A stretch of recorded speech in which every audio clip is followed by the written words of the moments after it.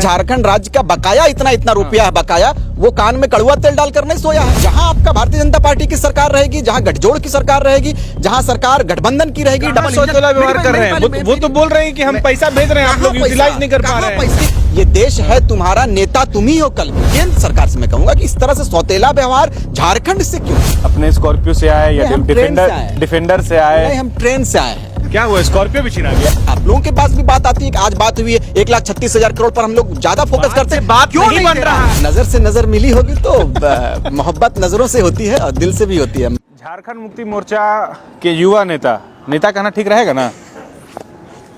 ये पत्रकारों का विचार हो सकता है, हम जो हैं सो हैं पत्रकार। रिजवान क्रांतिकारी हमारे साथ हैं और आज चूंकि विधानसभा का सेशन चल रहा है और JLKM की तरफ से एक पदयात्रा भी की गई है जिसमें झारखंड के बहुत सारे मुद्दे उठाए गए हैं। पहले रिजवान क्रांतिकारी से समझते हैं, क्रांति जारी है। ये क्रांति की भूमि है और हर वक्त क्रांति होती आई है। हाँ। चाहे भ्रष्टाचार के खिलाफ हो या सरकार को जो घेरते हैं उनके खिलाफ हो।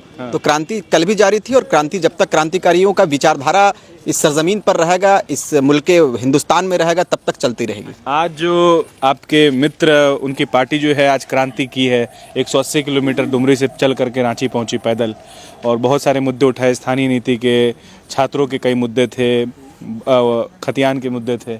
क्या लग रहा है कि वो लोग फिर एक्टिव हो गए हैं, एग्रेसिव हो गए हैं? फिर झारखंड एक्टिव वाला धरती ही है। झारखंड बिरसा की धरती है, झारखंड विनोद बिहारी महतो की धरती है, नीलांबर पीताम्बर की धरती है, शेख भिखारी की धरती है। तो मुझे लगता है कि जो इस धरती में है, इस पृष्ठभूमि से जो जुड़े हुए लोग हैं वो हमेशा एक्टिव रहते हैं, चाहे लोकतांत्रिक विचारधारा के साथ अपने पथ को लेकर जाए, अपने सफ़र को लेकर जाए या और किसी विचारधारा को ग्रहण करके वो आगे बढ़े।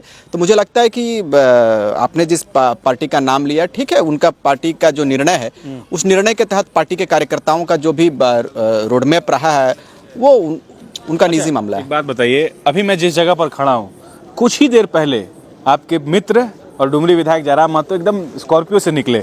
ऐसी क्या बेरुखी है भाई? एक जमाने में कभी जमाना क्या कहूँ, मतलब पिछले साल जो है एकदम कंधे से कंधा मिला करके, अरे मिल लेते भाई, हाल पता पूछ लेते, हाल चाल ले लेते। मुझे ज्ञात नहीं था ना, आप पत्रकार महोदय, मैंने देखा कि वो इग्नोर कर दिए। नहीं, मैं मंत्री महोदय के साथ, मैं भू राजस्व मंत्री जी के साथ में था, आपने भी देखा, और मुझे मालूम नहीं था कि विधायक जी पार हो रहे हैं। तो बस गाड़ी में पार हुआ, मैं तो वही देखा हूँ। और मैंने पहले भी कहा है और कई चैनलों में मैंने कहा है कि मेरी शत्रुता किन्हीं से नहीं है। मेरी विचार भले अलग हो सकते हैं, अल्ताफ भाई से हमारा विचार अलग हो सकता है, मिल नहीं सकता है, लेकिन शत्रुता नहीं रहेगी, मित्रता रहेगी। कल भी थी, आज भी है, और विचारों के साथ हम भले एक दूसरे से अलग हो सकते हैं, लेकिन हमारा जो मित्रता था वो कल भी है, आज भी रहे और हमेशा रहेगा। मैं यहाँ पर खड़ा था तो देख रहा था, वो आपको देखे और आपको देखते हुए क्रॉस कर गए। मैंने भी देखा, नजर से नजर मिली होगी तो मोहब्बत नजरों से होती है और दिल से भी होती है। था, मित्र था, और मेरी शुभकामना है कि इसी तरह सदन में मुद्दों के साथ, विषयों के साथ में रहें। और चूंकि उपज ही हमारी विषयों के साथ में भी, ठीक है, ये हमारा है कि हम यहाँ हैं और वो वहाँ है, ये हो सकता है, लेकिन कल भी हमारा भी विचार वही था, उनका भी विचार है, तो मेरी मुबारकबाद उनके साथ। देखिए, दूरी उतनी ही पर बनाना चाहिए कि फिर एक रास्ता खुला हो। नहीं, मैंने तो कहा है, हमेशा हमने कहा था, दूर नहीं गए आप। नहीं, हमारा रास्ता अभी जिस रास्ते पर हम हैं वो रास्ता हमारे लिए ठीक है। मैं दूसरे रास्ते का इख्तियार के बारे में या दूसरे रास्ते को मैं अभी फिलहाल मेरा ठीक ठाक है, मैं इसी रास्ते पर बेहतर हूँ। तो क्रांतिकारी साहब, जब आप यहाँ पर आए तो कैसे आए? अपने स्कॉर्पियो से आए या डिफेंडर से आए? नहीं, हम ट्रेन से आए हैं। क्या हुआ, स्कॉर्पियो भी छीना गया? छीनाने वाली बात नहीं है, जब जैसा तब तैसा। मुझे लगा कि मैं, आप ट्रेन से आए हैं रांची? अरे ट्रेन से हमारे मंत्री लोग जाते हैं। दीपिका दीदी से कभी मिलिए आप? वो जब महगामा जाती है, दूसरा राज्य जाएगी तो ट्रेन से जाएंगे ना। आप जब पूछेगा, महगामा वाली दीदी से पूछेगा, मंत्री महोदया से, मैंने कई एक बार मैं उनसे मिला हूँ ट्रेन में, वो ट्रेन से भी जाती हैं। अच्छा। तो मैं ट्रेन से आए तो बहुत वाले AK राय साहब ट्रेन से जाया करते थे। अच्छा। मैं कभी जल्दी में रहता हूँ तो से भी चल सकते हैं? बिल्कुल चलूंगा, पैदल चलूंगा। आज हमारे, आपने कहा कि पदयात्रा करके बहुत सारे, कल उसी में से क्या कहा, हमने कहा था कि ये देश है तुम्हारा, नेता तुम ही हो कल के। तो भाई इंसाफ की डगर पे बच्चों दिखाओ चल के। तो भाई जो नेता आज पैदल चल रहे हैं, पदयात्रा कर रहे हैं, हो सके वो कल विधायक बनेंगे। तो इसमें बहुत आश्चर्य वाली बात नहीं कि मैं ट्रेन से चला, मैं यहाँ से चला, मैं चला हूँ और मैं मुद्दों के साथ कल भी चला था और मुद्दों के साथ आज भी चला हूँ। अच्छा, एक बात बताइए रिजवान साहब, चुनाव खत्म होते ही सरकार जैसे ही बनी, आपको एक अंगरक्षक भी मिले थे, वो अंगरक्षक अब नहीं दिख रहे हैं कहीं भी और काफ़ी समय हो गया। मतलब किसी तरह कोई खतरा उतरा नहीं ना है आपको? लगेगा, जान का कोई खतरा उतरा है, लगता है, महसूस होता है आपको? लगेगा खतरा तो सरकार गंभीर है, अपने नौजवानों की सुरक्षा रक्षा पर हमारे आदरणीय मुख्यमंत्री महोदय बिल्कुल सजग रहते हैं, बिल्कुल एक्टिव रहते हैं। उनको लगेगा तो फिर से मुहैया कराया जाएगा, कोई बहुत बड़ी बात नहीं है, बड़ा विषय नहीं है। मैं आज रिजवान जी को लग रहा है कि नहीं लग रहा है? अब मुझे तो अभी फिलहाल मैं ठीक ठाक हूँ, और मुझे जब लगेगा तो मैं मुख्यमंत्री से बात करूंगा। ना में जवाब दीजिए, घुमाइए मत। बहुत सारी चीजों का हाँ में और ना में जवाब नहीं होता पत्रकार महोदय, बहुत सारी चीजों को डिफाइन करके बोलना पड़ता है। तो मुझे लगता है कि मैं अभी अनकंफर्टेबल फील नहीं कर रहा हूँ, मैं ठीक ठाक हूँ। तो मुझे लगता है कि आदरणीय मुख्यमंत्री महोदय को भी लग रहा है कि ठीक है, तो मैं बिल्कुल ठीक ठाक। एक बात बताइए रिजवान साहब, आप जिस सोच के साथ जेएमएम के साथ जुड़े थे और जो आपकी एक्सपेक्टेशन थी, ना आपको कोई पद मिला, ना किसी तरह का कोई पोजीशन मिला, ना अल्पसंख्यक विभाग में आप कुछ बन पाए, आपको इस बात की खलिश है, कमी? अभी आपको मैं सीधा, चूंकि कम समय में मैं बोलना बेहतर समझता हूँ मोटी बातों को, मैंने कहा है कि भाई अभी सरकार हमारी गठन हुए 1 वर्ष हुआ है, और कई एक समस्याएं होती हैं, कई एक लोड होते हैं, कई एक भार होते हैं। तो मुझे लगता है कि अभी पूरा केंद्र में सिस्टम खाली है। अभी मैं आऊँगा, सब्र रखें और इंतज़ार कीजिए, सब्र का फल मीठा होता है। हम लोग का जब आंदोलन किया करते थे, हम लोग कहते थे कि चोटे चीरा ना भवत रहे, तो वही हाल है कि भाई तुरंत आप चीज़ों को सोचेंगे कि मुझे हर चीज़ वो हासिल हो जाए। अल्ताफ साहब ने पत्रकारिता जब किया तो मुझे लगता है कि बड़े प्लेटफॉर्म उनको तुरंत नहीं मिला, उनके संघर्ष को पूरा लोगों ने देखा, पत्रकार जगत के जो लोग थे, जो एक्सपर्ट थे, उन्होंने उनको पूरा देखा, उसके बाद फिर आपको एक मकाम दिया गया। तो भाई मेरा अभी 1 वर्ष इस पार्टी में हुआ है, मैं पार्टी के चीज़ों को समझ रहा हूँ, पार्टी को एक्सपीरियंस नज़दीक से देख रहा हूँ, बराबर मैं सदन आता हूँ, विधानसभा का जब भी सेशन होता है, सत्र होता है, मैं आता हूँ और चीज़ों को सीखता हूँ कि अंदर के सेशन में लोग कैसे बात करते हैं, विधायक कैसे बात करते हैं। तो ये मेरे लिए बड़ी गौरव की बात है कि अभी सीख रहे हैं। मुझे ऐसा, सारे लोग सीखने का कोई उम्र नहीं होता, और कब्र तक भी लोग जाता है तो सीखता है।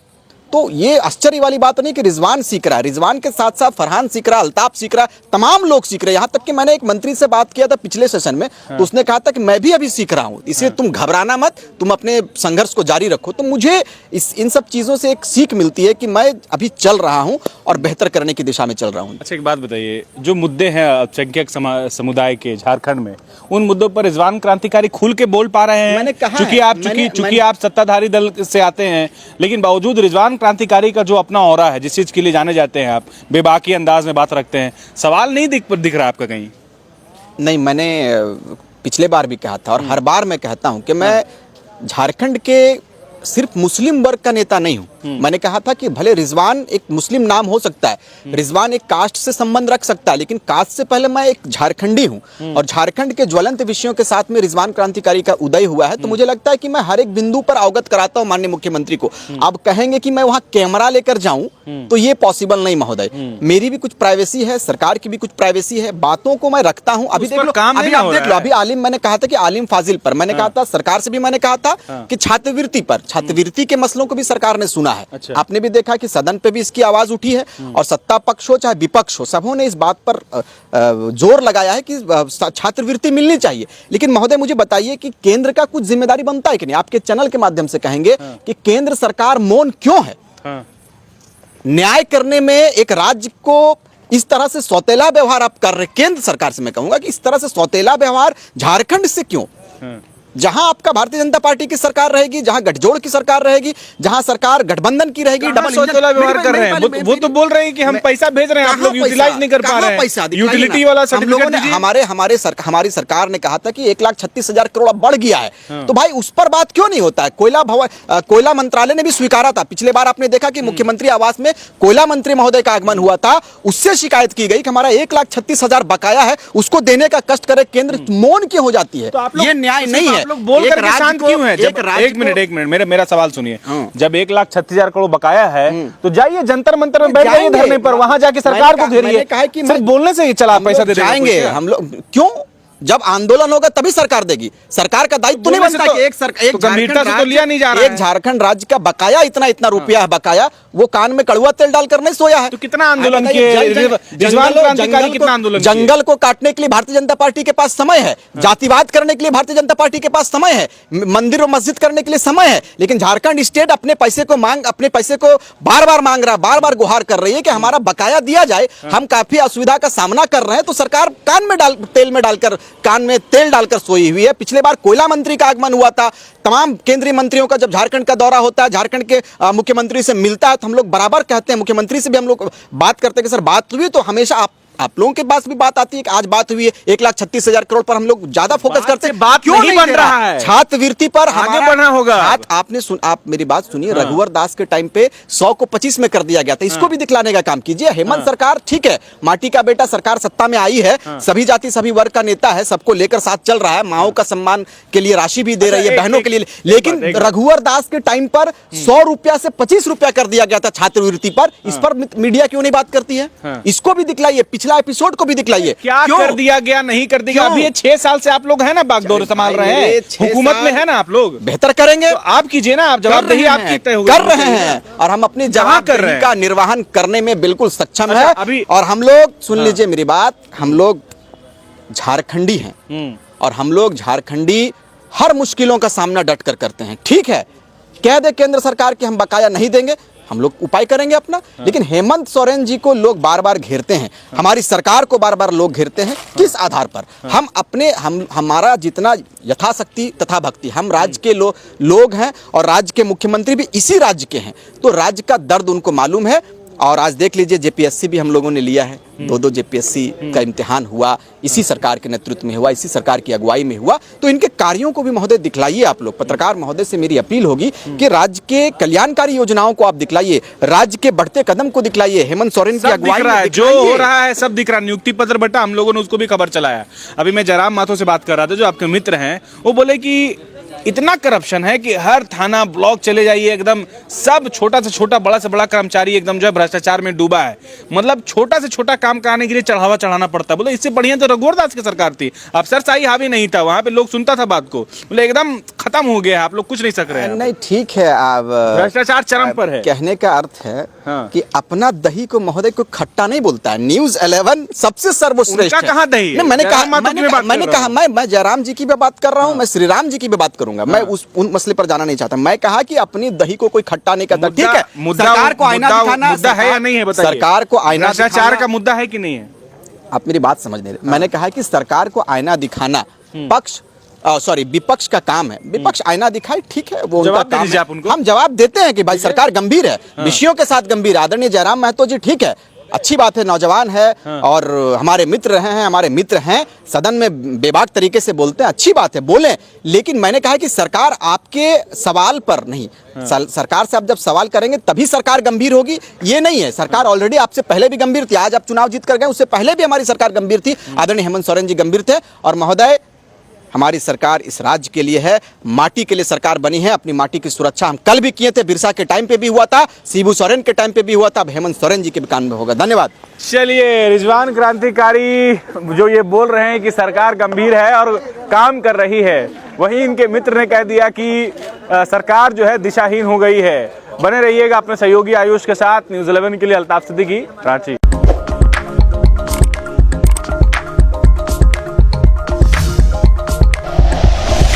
Like and share videos, subscribe करें हमारा चैनल और प्रेस करें बेल आइकॉन। न्यूज़ 11 भारत, सच है तो दिखेगा।